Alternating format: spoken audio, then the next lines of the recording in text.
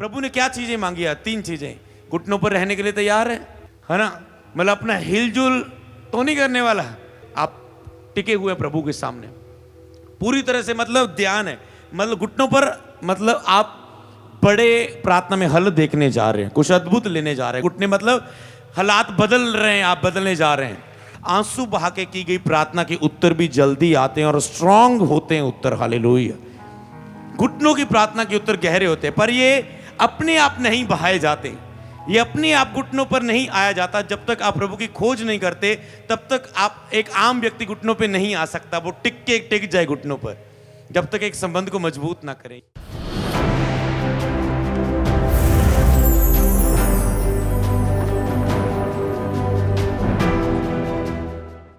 परमेश्वर के साथ अपने रिश्ते को मजबूत करते हुए चमत्कारों को देखने का महीना है, तो परमेश्वर के साथ संबंध मजबूत करने के लिए वो प्रार्थना कैसी होनी चाहिए? परमेश्वर के साथ रिश्ते को मजबूत करने का सबसे पहला तरीका है प्रार्थना। हालेलुया। जो आपके संबंध को मजबूत करती है। और प्रार्थना आपकी किस तरीके से हो? सबसे पहले आपको, जब भी आप प्रार्थना कर रहे हैं, परमेश्वर के साथ एक संबंध को बनाने वाली, एक बातें करने वाली, दिल खोल के बातें करने वाली, ध्यान करो, अपने मन का ध्यान उसकी ओर लगाओ। बोलने से पहले पवित्र आत्मा को आपके अंदर से बोलने दो। हर बात को जल्दबाजी में बोलने से अच्छा है कि आप पवित्र आत्मा की अगुवाई से कुछ बोलें। धीरे धीरे जब आपका संबंध प्रभु के साथ जब जुड़ जाएगा, उसका चिन्ह क्या होगा कि आप प्रभु से बातें करने लगोगे। मतलब आप प्रभु से कहने लगोगे, प्रभु ये क्या, प्रभु आज कुछ 2 बातें बता दे, प्रभु आज मेरे लिए भी कुछ बता दे, प्रभु कुछ प्रकाशन बता। प्रभु बोलेगा ओके नंबर 1 ये लेख, ओके नंबर 2 ये लेख, ओके चल सो जा, कल मिलेंगे। समझ पा रहे हैं? तो वो क्या होगा, वो आपको ऐसे प्रभु खड़ा होकर नहीं बात करता, आपकी आत्मा से आत्मा बात करने लग जाता है। आपकी आत्मा अंदर से जानती, प्रभु की ओर से बोलने वाले भी तुम होते हो और तेरी ओर से बोलने वाले भी तुम होते हैं। किन्होंने आपने एक्सपीरियंस किया होगा इस मुलाकात को कभी, है ना? प्रभु की ओर से भी बोलने वाले तुम होते हो। मैं यहोवा तुझे ऐसे कहता है, आज से तूने ये करना है, ओके। आप कहते हैं ओके प्रभु, अपनी मुंह से, मतलब आत्मा में हो सकता है कई लोग उसे खुद बोल के बोल लेते हैं, कई लोग अपने मन में जानते हैं प्रभु ये बोल रहा है, आत्मा ये बोल रहा है। आप कहते हैं ओके प्रभु ठीक है, ओके ठीक है प्रभु। समझ पा रहे हैं?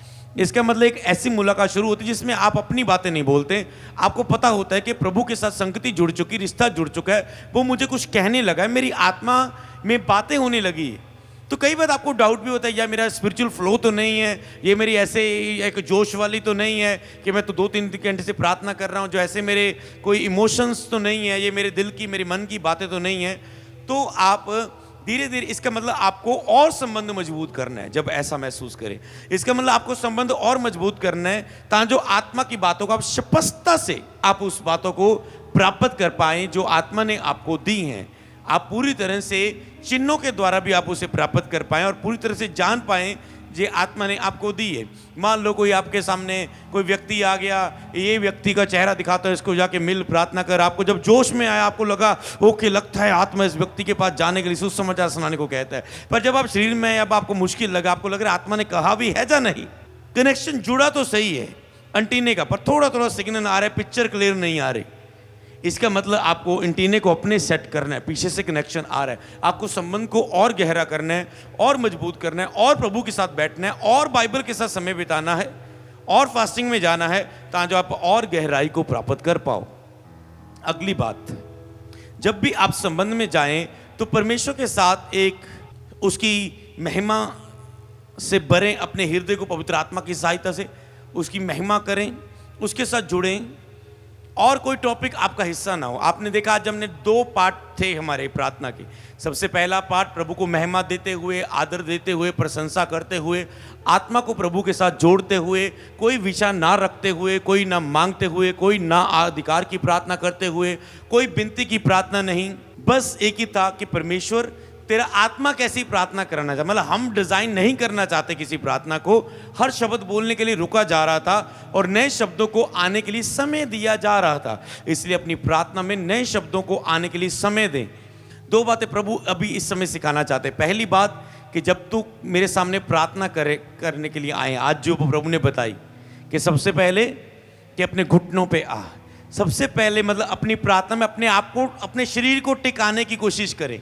कई लोगों का प्रार्थना में शरीर नहीं टिकता, चल इधर नू, चल उधर नू, चल इधर नू, चल उधर नू। उनको ऐसा लग रहा है जैसे बड़ी एक टेंशन लेके प्रार्थना में बैठे हो।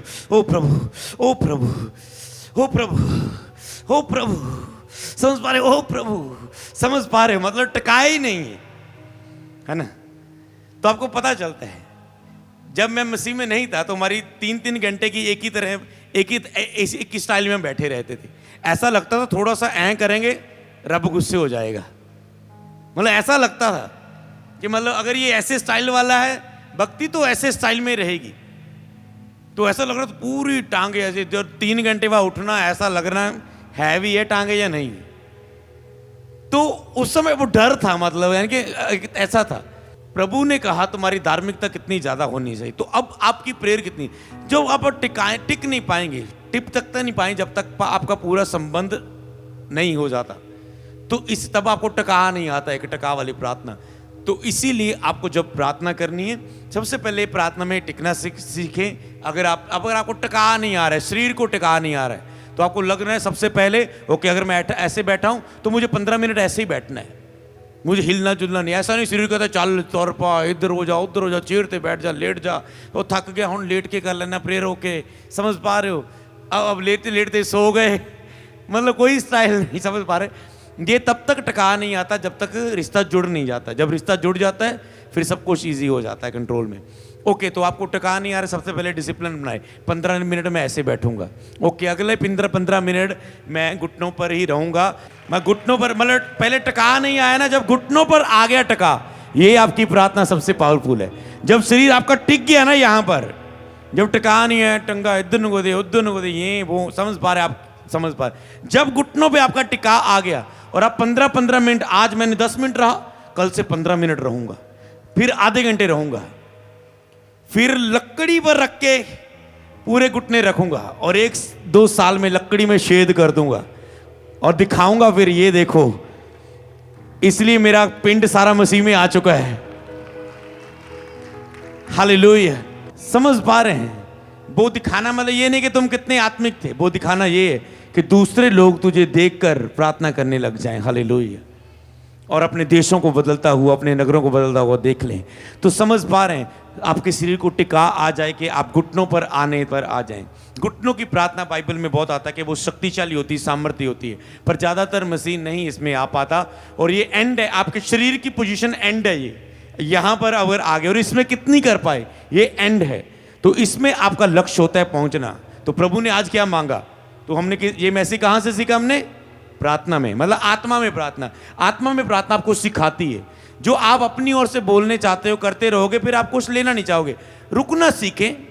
आत्मा से प्रार्थना होने के लिए अपने आप को रोकें और दें और मनन करें। तो आई घुटनों पर 15 मिनट करो, 20 मिनट करो और महसूस करो कि घुटनों पर हो रहा है। आपको पता है कि आत्मिक युद्ध हो रहा है, कि लड़ाई हो रही जब आप घुटनों पर है। समझ पा रहे हैं? विरोधी शैतान पता नहीं कैसी कैसी प्रार्थना करता है। समझ पा रहे हैं? आत्मिक जन समझ पाएगा। और एक मसीह घुटनों पर नहीं है, वो समझ पा रहे कितनी रिलैक्स कर रहा है। अगर तो प्रभु इतना कुछ क्यों करना है प्रार्थना में? समझ पा रहे हैं? इतना कुछ क्यों करना है प्रार्थना में? इतना तोड़ना क्यों? इतना इतना इतना कुछ क्यों? 4-4 घंटे फुल नाइट क्यों इतना? आपको पता, अगर आपने कुछ बड़ा देखना है, आपको आत्मिक पागलपन अपनाना होगा, तब बड़े कुछ की शुरुआत होगी आपकी जिंदगी में। हालेलुया। तो आत्मिक पागलपन में प्रभु आपको बुलाता है। मूसा को बुलाया गया। आप कहते इतना कुछ क्यों? कई बार आप आत्मिक जीवन में सोते नहीं, शायद थोड़े थोड़े से चल जाएगा। मैं आपको बताऊं, मूसा को बुलाया 40 दिन 40 रात लगातार पहाड़ पर। अगर प्रभु मूसा को 40 दिन पहाड़ पर रखा, प्रार्थना में रखा, उपवास में रखा, तो आज का व्यक्ति क्यों सोच रहा है कि मैं हल्के फुल्की से चल जाएगा काम? अगर जीसस क्राइस्ट खुद सारी रात प्रार्थना करते रहे और प्रार्थना का इतना महत्व था। अगर मूसा, हाथ खड़े हैं इजरायली जीत रहे हैं, हाथ नीचे आ रहे इजरायली लोग हारे, तो इसका मतलब उसमें कुछ है। प्रार्थना का एक बहुत बड़ा महत्व है। इसीलिए आपको सबसे पहले आना है कि अपने घुटनों पर अपने आप को टिकाने की कोशिश करें। सेकंड पॉइंट प्रभु ने मांगा था कि क्या तुम आंखें बंद करने के लिए तैयार हो? क्या तुम अपनी आंखें बंद रखे? मतलब एक होती तो पहले घुटनों को टिकानी है, फिर आंखों को टिकानी आ रहा है। आपका प्रार्थना का स्थान, अपना घर, अपना रूम, सब कुछ याद करके देख लो क्या क्या होता है। आंखें इधर उधर आ रही है, हो कूड़ा पिया, ओके। तो आंखें कुछ ना कुछ देखती तो ध्यान भटकाएंगी। आंखें कुछ ना कुछ देख रही, आप छत पे खड़े हो गए, आंखें नहीं देखोगी, आपने कहा साप आया लगता कोई, समझ पा रहे? तो आपकी आंखें कुछ भी देख लेगी तो वो ध्यान खींचेगी, कुछ भी खुली रहेंगी तो वो ध्यान खींचेंगी। आप कहते बंद रखती है तो अंदरूनी ध्यान खींचती रहती है? तो उसका भी उपाय बताता हूं। तो आंखें बंद करें और प्रेयर में जाएं। तो अगर आप आंखें बंद करने का देखें कि आपको पता इधर उधर ध्यान नहीं करना, पूरे घुटनों पर आना, एक पोजीशन पर रुकना है, पहले प्रेयर करनी है, शरीर को हिलने में नहीं जाना, प्रार्थना में अपने आप को टिकाना है। ये आपके लक्ष्य होते हैं। तो उसमें आपको आंखें पूरी बंद कर रहे हैं और आपको पता है प्रार्थना, हाँ आप चलते फिरते प्रार्थना कर सकते हैं। किस समय प्रभु आपको, कभी आपको वो अधिकार की प्रार्थना करवाना चाहता है, कभी आपको आंसुओं की प्रार्थना करवाना चाहता है। कुछ विषयों को आपको आंसू बहाने के लिए प्रभु कहता है, उसके आप आंसू बहाते हैं और बुकारे हो जाते हैं। तो आंसू की प्रार्थना में भी ताकत है। तो आंसू इसका मतलब ये नहीं कि निकालने की कोशिश कर दो, है प्याज लगा के या कुछ लगा के, तो वो आंसू जब खुद ब खुद कुछ इमोशनल सा लेकर आके, ओके प्रभु आंसू निकल गए, तूने कहा था ना आंसुओं की प्रार्थना को उत्तर आएगा, निकल गए आंसू प्रभु। वो आंसू नहीं जिसमें आप निकालने की कोशिश कर रहे हैं, वो आंसू के प्रभु के साथ जुड़ने के लिए भूखे, आप इतने प्यासे हैं कि प्रभु का आत्मा आया और प्रभु का हृदय आपके साथ प्रकट हुआ, कुछ प्रभु की ओर से आत्मा की सहायता से कुछ आपके सामने आया और आपने आंसू बहा के उस चीज के लिए प्रार्थना कर दी। इसीलिए आपको अभी कह रहे हैं कि आंखें बंद करके प्रार्थना और अपनी घुटनों पर आके प्रार्थना और आंसू की प्रार्थना, आंसू बहा के की गई प्रार्थना, हालेलुया। और अगला प्रभु ने क्या तू 10 मिनट पूरा इधर उधर बिना मन लगाए पूरा ध्यान लगा के प्रार्थना कर सकता है? तो अगर आप पूरा 10 मिनट करना चाहते कि इधर उधर ध्यान ना जाए, 10 मिनट एक तो आपको प्रभु की ओर ध्यान रखना होगा पूरा। दूसरी बात कि आपका इधर उधर ध्यान ना जाए, उसके लिए क्या करना है?